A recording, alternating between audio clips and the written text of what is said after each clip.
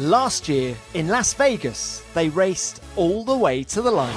This is the last real corner on the racetrack. Charles Leclerc's going for it to the inside. Has he got the car slowed down? What a move, Charles Leclerc! Absolutely brilliant!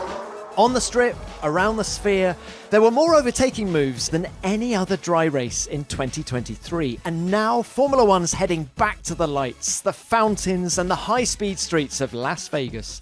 And it could be a title decider. We're going to talk about how Max Verstappen will be approaching this race. And we'll talk about the latest flurry of F1 news. There's been a high-profile departure at Aston Martin. There's new power units for Alpine. There's a new race director at the FIA. And there's the huge news about F1's 2025 season launch. So welcome everyone to F1 Nation. It's Tom Clarkson here with Sky Sports F1 presenter Natalie Pinkham and Giedo van der Garde, former F1 driver and now on TV with Viaplay, the F1 broadcaster in the Netherlands. Guys, it's great to have you on the show. Pink, how are you? Very good, thank you. How are you? I'm good. I'm excited about this last triple header, I must say. And I'm equally excited about having Giedo on the show. We've tried a few times to have him on the show. Giedo, how are you?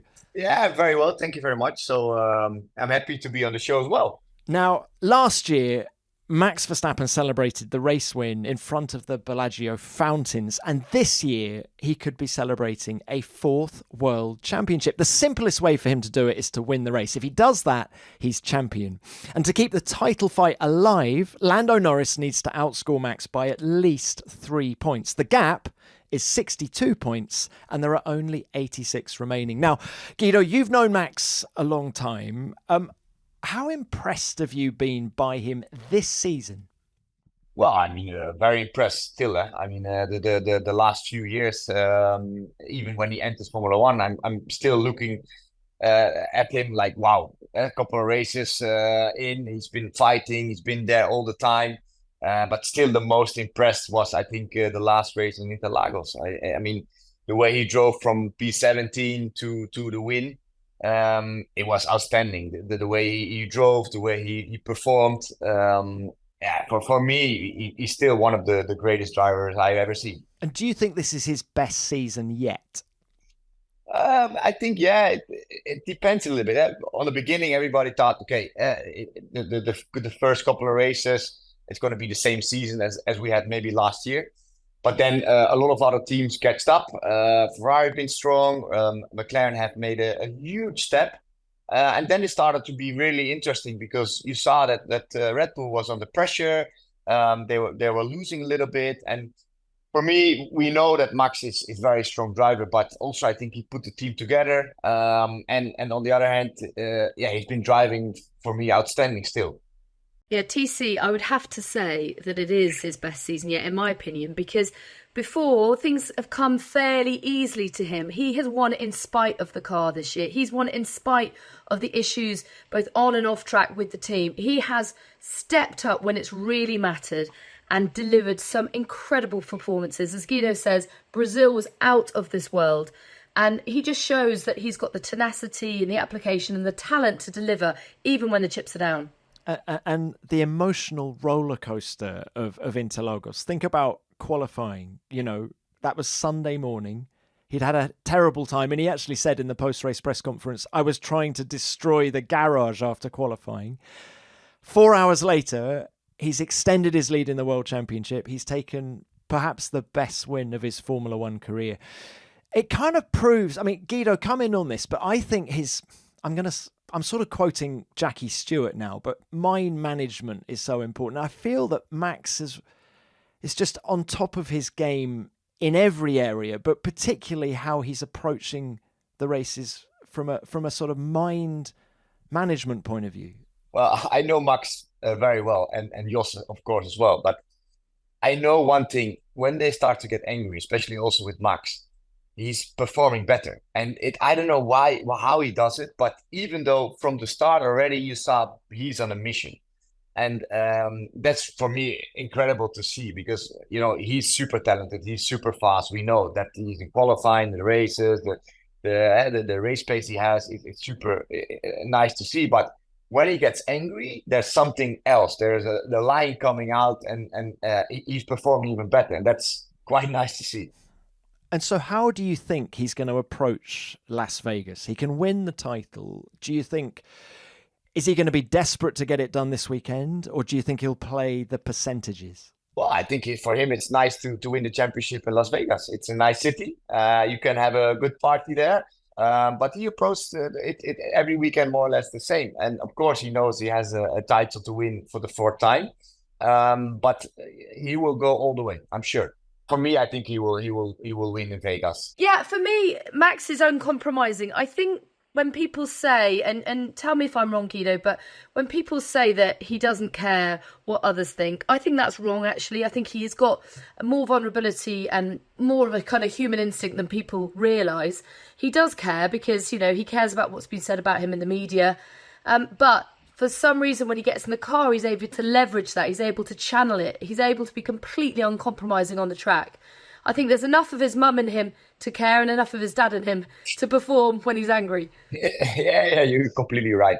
I think he has both characters. Once he puts the helmet on and the visor goes down, it's a lion, and he goes all in and performs at his best. And when his helmet is off, he's a very humble, relaxed, good guy. Of course, I think on one way he cares a little bit, but the other way he's always like very relaxed, 2 feet on the ground. He's still the same kid when he enters Formula One. He didn't change at all, and that's very, very nice to see. He's just a normal guy who likes to race and who likes to enjoy and likes to win, and he likes to win championship. And yeah, for me, it's very cool to see, and especially also for the Dutch viewers, for Holland. You know, he's quite a hero here. Well, just how big a hero? Describe his level of fame in the Netherlands, Giedo. Everybody talks about it in Holland. Everybody is about Max Verstappen, especially after the last race in Interlagos. Even if I go to the grocery shops, even if I'm on the streets, people are like, "Oh, nice race! It's amazing to see. Nice you were there." And it's something special at the moment. He's a really big hero here. He's so authentic, isn't he, Giedo? I think that's the point you're making. He hasn't changed since he's come into the sport. He's the same guy as he always has been, and I think the fans really appreciate and respect that. He doesn't make any apologies for who he is. He doesn't make any excuses for what he's doing. He just says, this is who I am, this is how I race, and this is how I win races and world championships. No, I agree fully with you. And Giedo, just put your helmet back on. You know, there's been so much talk of Max's tactics this year, particularly when it comes to track limits, racing Lando Norris. And actually, I'm only reminded of turn 1 in Vegas last year when he pushed Charles Leclerc wide and got a 5-second penalty then. What's your take on the way he races? The only thing what he wants is to win races. And he goes all in, sometimes a little bit too much. We've seen maybe in Mexico, especially the second move, he went too wide, pushed Lando off. And there's been a lot of talks about it. And he said, yeah, it's been wrong. The penalty I've been given, yes, it's been right. But also on that side, he's never apologizing about anything he does. And he races hard because he wants to win. He wants to win titles. He wants to win races. And that's the way he is. And people knows it already from the beginning when he started to be in Formula One. He races hard. Everybody who's looking in his mirrors and we have Max Verstappen behind, it's like, oh, he's coming again. You know, that's also like a trademark. And he's got the 62 wins, he's got the 40 poles, and if he wins this title, it'll be his 4th. He'll be joining Sebastian Vettel and Alain Prost. Only, Fangio, Hamilton and Schumacher have more. He always claims the stats don't matter, but he's getting to a level now where surely the level of success starts to mean something. Yeah, for sure. I mean, if you look, he's still, 27. If you look at Lewis, he's now getting 40 next year. Been a long time in Formula One. I'm not sure if Max will do that until his 40 be in Formula One. But it's something special to win, to go for the 4th title, to have so much wins, so much pole positions. But yeah, I think he's always saying, I don't look at the statistics, but I'm sure sometimes he will look, and sometimes he's like, oh, okay, this is quite special, you know, and it is. Well, the Drivers' Championship's been decided in Las Vegas twice before. Nelson Piquet in 1981 and Keke Rosberg in 1982. Can Max Verstappen make it 3 times in Vegas? And something new for this weekend's race is that there's going to be a new race director at the FIA. Niels Wittich, who's had the job since the start of 2022, is moving on to pastures new, and Rui Marquez, the race director of Formula 2 and Formula 3, is stepping up. So it's a big weekend for Rui, and we wish him well here at F1 Nation. You know how in Formula 1, every little detail counts when it comes to performance. Well, AG1 is part of my daily routine for exactly the same reason. It's my way of staying at the top of my game. 1 scoop every morning, and in just 60 seconds, I'm fueling up with vitamins, minerals, probiotics, prebiotics, and adaptogens. It's like a precision tune-up for my body, so I can feel my best all day. All from one easy-to-mix drink. And my wife has even started dipping into my supply as well, as have some of her workmates. Luckily, I can always hide my travel sachets in my suitcase.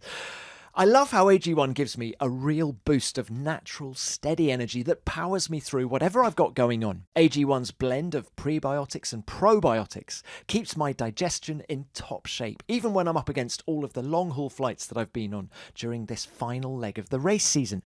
In fact, in a recent study, AG1 was shown to double the amount of healthy bacteria in your gut. And I can definitely feel the difference. Less bloating, more comfort, and just feeling better overall. What I also love is AG1's commitment to quality.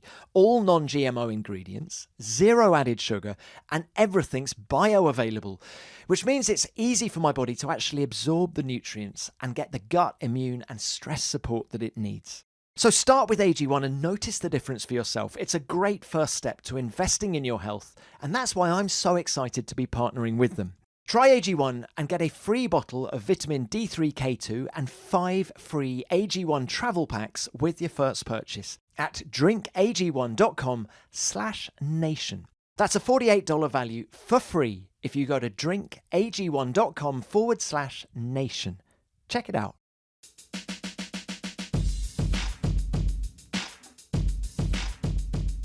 Now let's talk about the Constructors Championship now. With 3 races and a sprint left, 49 points cover the top 3 in the standings. No one can win the Constructors title in Vegas, but someone can, of course, make a big statement. Look, here's how it stands. McLaren lead with Ferrari second. Ferrari are searching for their first Constructors title since 2008. McLaren seeking their first Constructors title since 1998. That's how long it's been for McLaren.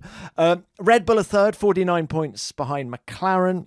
They're not out of it, but they need Perez to score big. I think he scored 242 fewer points than Max so far this year.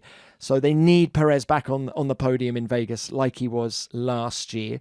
McLaren are in front. Do they still have the momentum? If you ask me, yes, I think they have at the moment a really, really strong car. If you look at the races that are coming, Las Vegas, I think they will be thereabouts. Qatar, I'm sure they will be the strongest because that's the car suits the track very well. And then Abu Dhabi is again, they will be there as well. So I think they have been very, very good to last few races. I think Oscar has been picked up the last race as well. Before that, he was struggling a little bit. But I think if you ask me, McLaren will win the title, but it's going to be tight because if you see, Ferrari is also strong. They have 2 strong drivers as well. They're always there. It's especially in Las Vegas, the coming race. I think they will be strong and fast because you saw as well there last year they were really good as well.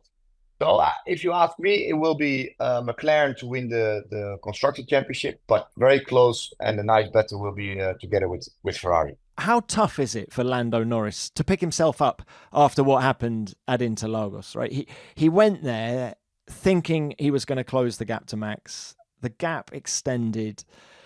It's a tough moment. What's it like for a driver in those moments? It's hard, but on the other hand, he has been there for a couple of races. He's been there a little bit up and down. For me, Lando is a super talent. I think one of the fastest drivers in the paddock. The way he drives his lines, he's super quick in qualifying. Sometimes in races he can be a little bit better, but it's always things to improve. But for me, he's super fast. And yeah, mentally, it's a bit hard, I think, especially when you're starting pole position in a race in Interlagos and your competitor is in the back and he wins the race.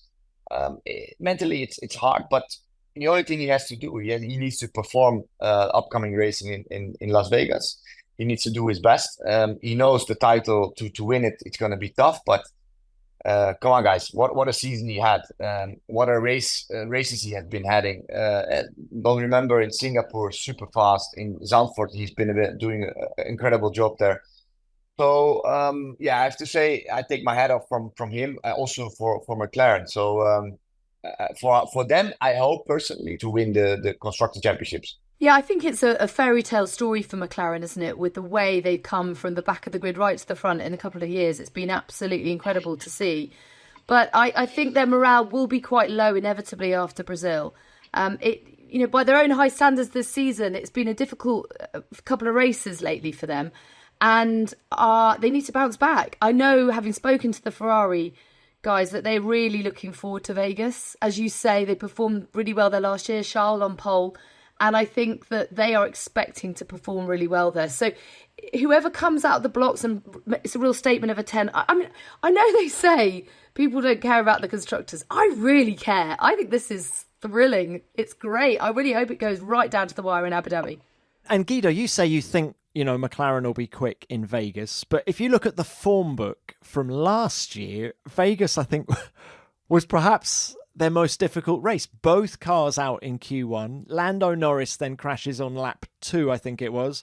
Piastri gets a puncture and then ends up 10th. But it was a really hard race. Do you think it'll be different this year?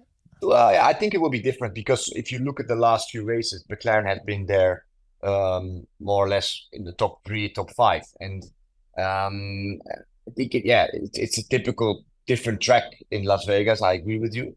But if you look at the performance that McLaren had the last couple of races, I'm sure they must be there.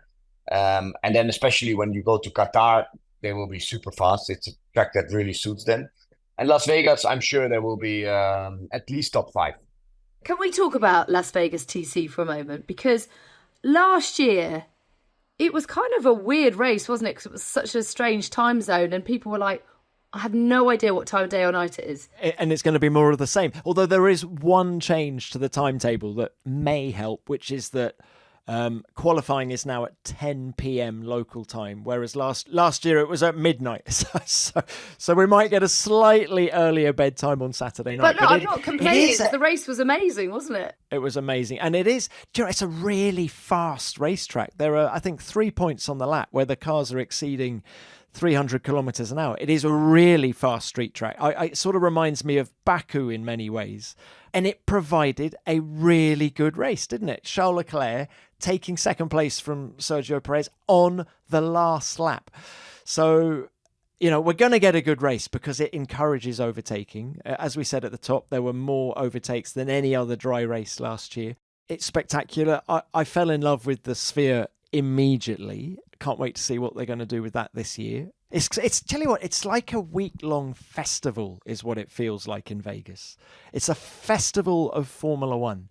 And it starts at that amazing pit building that is, that dominates the paddock. And then even, all the casinos around it feels like a Monaco on steroids. I don't know whether you guys agree with me on that, but it's a wonderful, wonderful place to go racing. Yeah, I mean, it should be on everyone's bucket list. It is wild and iconic images when they're racing down the strip. I mean, I never thought we'd see the day when that would happen, and we have, and it's great. And they need to sort of build on that now throughout the coming years. But yeah, Vegas is, it's a crazy, surreal but brilliant place. Back to the Constructors Championship briefly, Pinks. You were saying how much you're enjoying the battle at the front, but also the battle at sort of the middle and the end is amazing, right? Because, Alpine got their 33-point haul in Sao Paulo last time out. So they've jumped up to 6th, but there's just 5 points covering Alpine, Haas and VCAR. But it can all change so quickly. So a lot to look out for at that area of the Constructors Championship. And I think Williams and Sauber in 9th and 10th are going to have a tough time, actually, particularly Williams. I think after all the crashes they had in Brazil, I know that the factory in Grove has been absolutely flat out making spares. I'm sure they will be okay come first practice this week.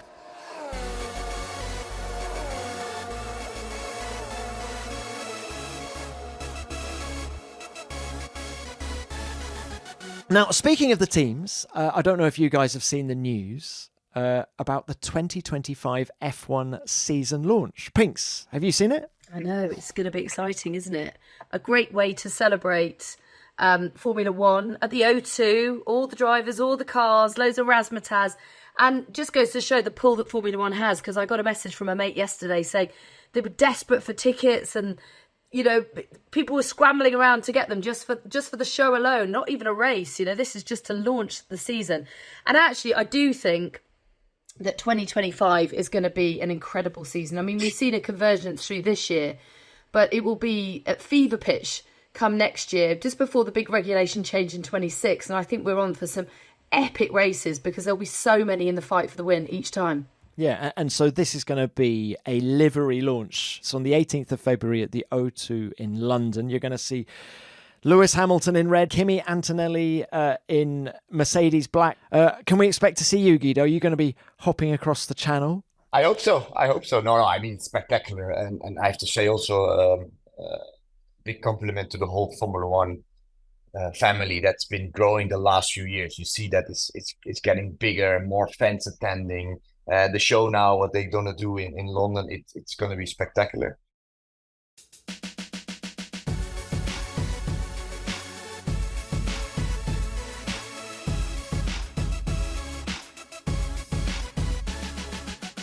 Bit more news to discuss, team. Let's start at Aston Martin. Dan Fallows, their technical director, who's designed the last couple of cars for the team, he's stepped down. He's staying within the Aston Martin group, but he's making way for Adrian Newey as technical director in everything but name when Adrian arrives on the 1st of March next season. And of course, there's the former Ferrari technical director of the chassis, Enrico Cardile, is also joining the team. I'm not surprised to see Dan move on. Slightly feels there's too many chiefs there on the technical side. What do you guys think? I mean, when we heard about the huge news that Adrian Newey was coming to the team and huge fanfare, the fact that they had a whole event based around him, which we've never known before, other than for the launch of a livery or indeed a driver, we knew how much it meant to them. So I was always intrigued by what would happen to the dynamic within the team once Adrian was announced and then there. So, as you say, too many cooks spoil the broth. I'm not sure. I think the broth is currently quite spoiled and I think it needs drastic improvement quickly. And maybe Adrian needs the space to do that and, division of labour and delegation of tasks and all the rest of it. And there needs to just be one person at the helm for that, which is obviously Adrian. Just a question from my side to you, but you guys been a lot in Formula One and seen the races and know the team and know the people are there. But I have the feeling that they were completely lost this year. Well, the results would suggest that, wouldn't it, Giedo? Where, as was the case last year, they started strong and then they've tailed off. I think it's been a very difficult car to develop. I will be fascinated to see what Adrian can do with this current car. I know he's coming in and his main focus will be 2026, but let's not forget that Adrian Newey started life as a race engineer. He's brilliant in the garage. And I just wonder whether, just from a setup point of view, whether, fresh eyes, fresh ears can give them a few ideas. I think they will make a jump in 25 before then the first Adrian car comes on stream in 26. But Giedo, it's interesting what it does the mentality of a team to get a new leader. You have the same talent that you always had, but something is unlocked. They need the shot in the arm of Adrian joining. Now everyone says, well, Adrian's not going to be the silver bullet. He's not going to suddenly be able to change things around in a short space of time. But I think something mentally can give. You don't want to be on a downward trajectory and it might just shift their mindsets. I think it's a really good boost for the whole team, especially for Aston Martin to have Adrian Newey there. I mean, he's a super good guy. He's very down to earth, 2 feet on the ground. He knows what he's talking about. He's been proven already the last few years that he's one of the best in the paddock. So for Aston, it's a boost. I think, especially when he comes there, for the people who are already working there, it's like, okay, looking forward to come. And that's the way, I think, also the same for Ferrari. If you look for next year that Lewis is coming to the team, he knows Fred very well. He doesn't know the team yet, but I'm sure they have a big boost inside the whole system that a big guy like Lewis is coming to Ferrari. So I think I'm sure they will make good steps on either Aston Martin, but also Ferrari. But I think that's the point, isn't it? It's not just changing someone at the top for the sake of change. That doesn't give the shot in the arm that we're talking about. You need someone of the quality of Lewis Hamilton or the quality of Adrian Newey, because only look at Alpine. They've had 3 team principals in the last 18 months, and the first 2 didn't provide the shot that we're talking about. And maybe Ollie Oakes, who came in just before the summer break, is he what they need to give them the boost? The results would suggest as much in terms of, they were back in the points in the Netherlands, the first race of sort of Ollie's tenure. And then, of course, there was the double podium. Well, tell us, TC. You interviewed him the other day, didn't you? I'm looking forward to hearing that. Yeah, so I went up to Enstone to speak to Ollie. He's my guest on this week's F1 Beyond the Grid. I hadn't been to Enstone for ages, and the first thing that greets you when you arrive there is a huge poster celebrating the 2-3 at Interlagos. They'd got a load of those printed off. And so you definitely felt that there was everyone had a bit of a skip in their step. And Ollie, I was incredibly impressed by. He is a racer in the truest sense. Former world karting champion back in 2005. Then started his own race team, High Tech, and learned how to run a team in 10 years of doing that. Tried to get High Tech into Formula One for 2026, but his bid was rejected by the FIA. So he's now running Alpine, and I was incredibly impressed. He reminded me more of Andrea Stella than Mike Crack, as in terms of his approach. Whereas Mike would be a sort of engineer, I felt that Andrea and Ollie Oakes come at it very much from a racing point of view, which I felt was a very good fit for Enstone, actually. I know Ollie quite well. We've been racing before in go-karts. He was a little bit younger.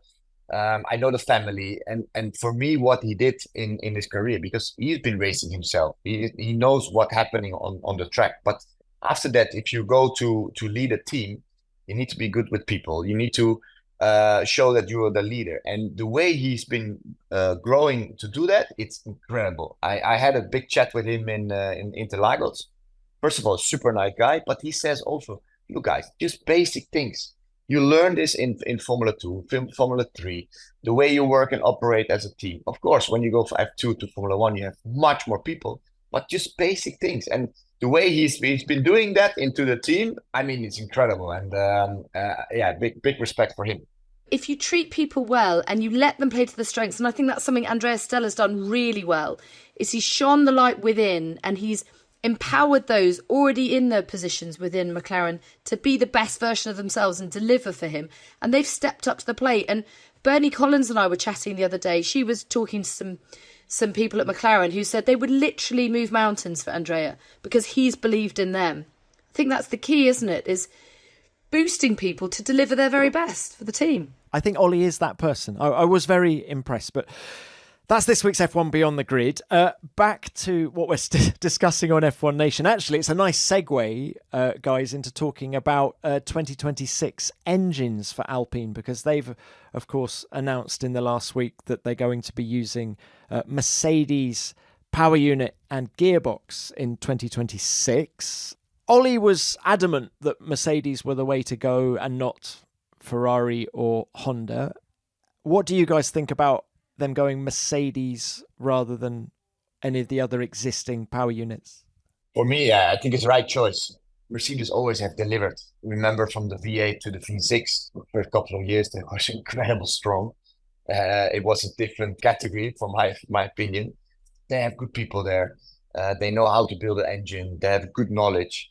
So I think for Alpine, it's the right way to go with Mercedes, and I'm sure they will be there.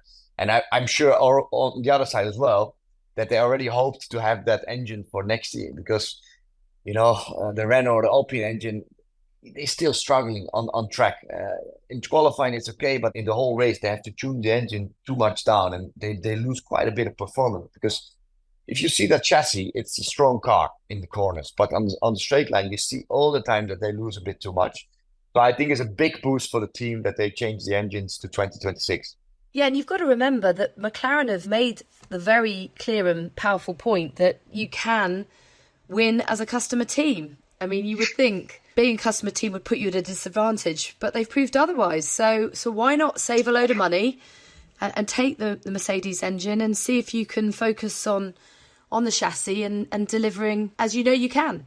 It is saving a load of money. It's about €100 million swing between developing your own engines and being a customer, because of course the FIA set a price cap on what the power units cost at €17 million, whereas it's more than 100 million to develop your own, which is what Renault have been doing at their Viry-Châtillon base. I mean, actually, Giedo, just a word on Viry. Of course, you had Renault engines in the back of the Caterham back in 2013. Did you go to Viry? Yeah, absolutely. I've been there. It's incredible. On that time, I have to say, I think it was a really strong engines. I mean, they have been winning there with the Red Bull. The Caterham car was not so good at that time. Was struggling quite a bit with that car, but although I learned a lot from it. But yeah, I mean, if you see the factory, the people working there, it's quite a big thing. But as you say, I think I agree completely with you. They have to move on. They have to save money. They have to look at different things. So I think it's the right choice for Alpine to move to Mercedes. While we're talking about the future, I don't know whether either of you two have seen a brilliant clip on Instagram of Mark Cavendish and Valtteri Bottas asking each other what's next repeatedly. If you haven't seen it, it's hilarious. Go to Valtteri or Mark's feed on Instagram, but it's the two of them. Of course, Mark Cavendish, of course, retired as a professional cyclist this year with his 35 stage wins in the Tour de France. But it made me wonder whether they're going to do something together in cycling, actually. But there you go. That's something about what's next as well. You know, TC, that was his first tattoo. I don't know who's Valtteri has had what's next tattooed on his leg. Oh, did I didn't know that. Go and have a look. He's and he's not faking it. You can tell it's a real tat. Remember, Natalie, that we had this media thing in 2013, I think, in Australia, when there was like a couple of new drivers in that season, 2013, on the beach. Valtteri was there as well, and if you see him there, he was not talking a lot. He was very quiet. He was very down to earth. But if you look at the last couple of years, he's been outgoing a lot with his hair, with his mustache. I think for me, he's been very, very positive also in the paddock. And it's a lovely guy, but he's much more outgoing. I totally agree. I think leaving Mercedes and, growing into his role as team leader, coming out of Lewis's shadow, getting together with Tiff Cromwell, and they've got such shared passions as well for cycling and sport generally. They're just a brilliant couple, and some of the content they're creating and the banter is just brilliant. And you're right, a far cry from the young guy that we met on the beach back in 2013. Do you remember we were trying to play tennis, weren't we? And the wind was so we couldn't get any kind of rally strong, going. Yeah, exactly. It was good fun though. Nice memories. Yeah, it was nice. Yeah. Guido, everything seemed to happen for you in Melbourne by the sounds of it. yeah. Oh my God, what a story was that? You first debuted there 2013, then 2014 you had to wait for another year to go there again back with a contract. It was a big mess, but it happened. It still hurts a little bit because on that year, especially 2015, it was a good car in the beginning. I wish I could drive there and also had a year with Max. That would have been wonderful. But things goes as it goes, and I'm happy to be where I am in my life with the kids, with my family, and to be here as well live with you guys. So that's also nice. Now, I feel, TC, that you're digressing somewhat because there is one team that we haven't mentioned yet. One that is having an absolute stinker of a season, underperforming way down the championship standings. And I am, of course, talking about the podcast's F1 fantasy team. Joining me now, I am delighted to say, he might not be, is the F1 Nation Racing Team Principal, Tom Clarkson. Tom, what the hell is going on? Here we go. Here we go. We've had a lot of injuries, Pinks. I'm the Eric Ten Hag of F1 team principals. Is that what you're saying? Well, I mean, do you fear for your job then? Well, I think I clearly do. And I think, Pinks, you would do infinitely better than me at F1 Fantasy. Where are we in the league? Can you remind me? 126,838th in the league. Yeah, that's not great, is it? How many are in the league, though? How many are in the league? 300,000 teams. Yeah. Yeah. Sorry. So we are just in the top half. So there's more than 300,000 in the league. Pretty cool, that, isn't it? Yeah, well, I don't think we're close to relegation, if that's what you're wondering. Well, we're not, but we are 1,500 points off the leader. Note to self, must do better. Well, in fact, in terms of doing better, what should we do? Yeah, what should we do for Vegas? Well, we're going to take out Lewis Hamilton and bring in Charles Leclerc for Vegas. And we're going to swap Williams for Alpine. I'm okay with that, Pink. Charles Leclerc on pole last year. So our lineup will be Verstappen, Norris, Leclerc, Lawson, Colapinto with Alpine and Haas as our constructors. That might be too late. Well, it will certainly be too late for us to win with F1 Nation, the actual championship. But it's never too late for you to start playing F1 Fantasy. Maybe start a team for the final 3 races to get some practice in ahead of next season. I certainly know one man who needs to practice. Playing is free. Go to fantasy.formula1.com and you can play and manage your team. Hopefully a bit better than Tom does. Well, you have been team principal for Vegas, so watch this space, everybody. Will we do better? All right. Well, guys, it's been wonderful to chat to you both. As I mentioned earlier, this week's F1 Beyond the Grid is with Ollie Oakes, team principal of Alpine. You can hear that from Wednesday. And sister podcast to this, F1 Explains, has Bernie Collins answering your questions this week as well. So take a listen to those two. That's basically my life, asking Bernie Collins questions. Well, she's very good at answering them. Very good. So thanks to Nats, thanks to Giedo. Final one, who's going to win Vegas? Charles Leclerc. Oh, I genuinely going to say that. But hang on, Giedo, you were just talking up McLaren. Yeah, they will be there. But if you look at street tracks, and it's a bit like, as we talked before, it's like Baku. And we know that Charles is always very strong in street tracks. So last year he was performing very well. This year he's going to win the race. So you think Charles will win it, but then Max will still win the World Championship? Yeah, and it will be, I think, a very big party on Sunday night then. Uh-oh. Watch out, Vegas. Giedo, I think you've just been influenced by our F1 fantasy chat. That's actually what I think happened there. Maybe you're right. I agree with you. I think Ferrari are going to be very strong, but I'm going to put my money on Carlos Sainz, actually. He was going very well last year. Remember, he had a 10-place grid penalty. Otherwise, he would have started on the front row. So watch out for Carlos. So, guys, thank you again. Thank you to you at home for listening. We will, of course, be back next Monday with our review of the Las Vegas Grand Prix. But for now, F1 Nation is produced by Formula One and Audio Boom Studios.